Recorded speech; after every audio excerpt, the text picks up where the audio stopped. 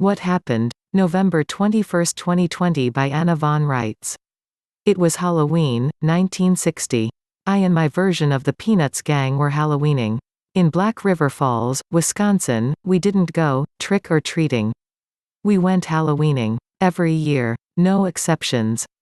I was a hobo with a crushed hat, patched coat 2 sizes too big, tattered pants and big, scuffed work boots.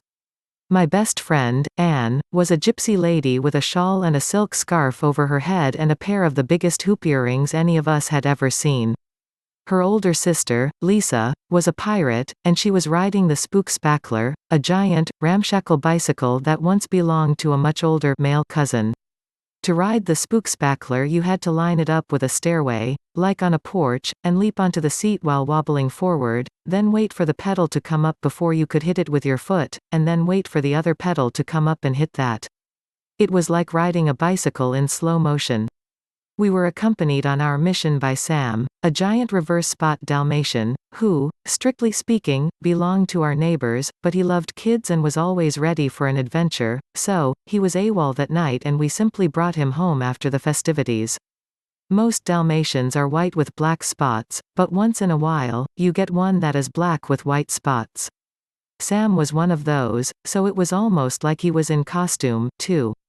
The Transylvania Twist and the Mummy and all the popular silly doo-wop Halloween songs were playing on phonographs all over town as we tromped from house to house. It was a memorable night that involved dust devils, Lisa swooping up and down the street behind us on the Spook-Spackler, the dog chasing behind her, a white cat attacking Sam and riding him like a horse down the middle of the street, and the biggest, weirdest haul of Halloween loot ever. We were less than a week away from the 1960 presidential election. The great debate between John F. Kennedy and Richard Nixon was a very recent memory, and both the Republicans and the Democrats were pulling out all the stops, trying to capture the kid vote, vying with each other in lavishing treats on us, and stuffing our plastic pumpkins full of campaign buttons and pamphlets. We all agreed that Democrat Snickers bars beat Republican popcorn balls, and therefore predicted a win for Kennedy. And we were right, as kids usually are. I still have a large JFK campaign button gifted to me that night, one of the really big ones, with a photo of him on it. He's smiling that all-American smile of his. I always thought he should have been a pilot instead of in the Navy, but what do kids know? Besides the outcome of elections?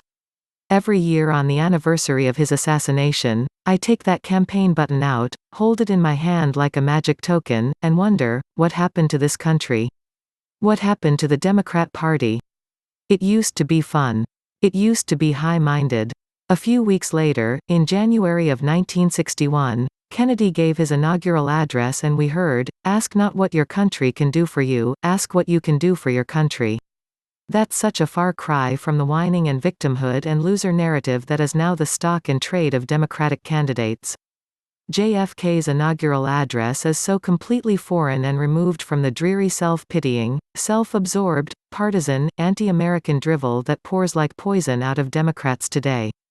The entire Democrat political party is unrecognizable, but the Republicans, aside from the Renos, are still the same. Maybe it is the fact that conservative values are conservative, or simply a firmer grasp on reality that goes along with less imagination, but I can still recognize the Republican Party 60 years later. At the fall festival parties that have replaced trick-or-treating in many communities, popcorn balls are still featured. Cakewalks still happen. Life goes on and Snoopy still sleeps on the roof of his doghouse. But among the Democrats, it's a completely different deal. They are giving the kids condoms as treats, and passing out pamphlets about liberation theology. There is no connection between JFK's clean, expansive, inclusive vision and what's on offer from the Democratic Party today. Today, it's the party of wanton disrespect for life, disrespect for God, and disrespect for country, all salted down by snarky, holier-than-thou news commentators. What happened, people? What kind of poisonous evil, what horrible betrayal of JFK and everything he stood for, has come to pass in the Democratic Party? The American people have spent untold trillions of dollars on every Democratic Party sacred cow and things have only gotten worse. Test scores in the toilet, crime statistics in the stratosphere, nanny state oppression at all-time highs, kids afraid to go out at night, because there are real vampires on our streets. It has to end. Somewhere, somehow, Democrats all over this country are reading this message, and in the back of their minds they are wrestling with my question: what happened? Whatever happened, we, Americans, have to get the train back on track, and that can only happen if we have a common vision. JFK had a vision in common with all people, everywhere. And he was a Democrat. So you have no excuse for what is happening to this country now.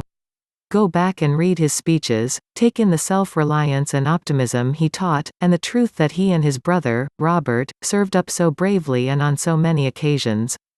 And then, shake off the lies and the snarking and the self-pity and the cheating. Rise above the criminality that has infested every vestige of political reality. If there is one rallying cry left that can heal this country and bring back its dynamism and joy and sense of self, it's a bequest from a Democrat, and you know who he is and how he died. You owe it to yourselves to find out what happened. And you owe it to him to uphold his vision for all mankind. Please consider making a donation to help support Anna and the Living Law Firm, by visiting the AmericanStatesAssembly.net, scroll to the bottom and click the Donate Now button. Thank you.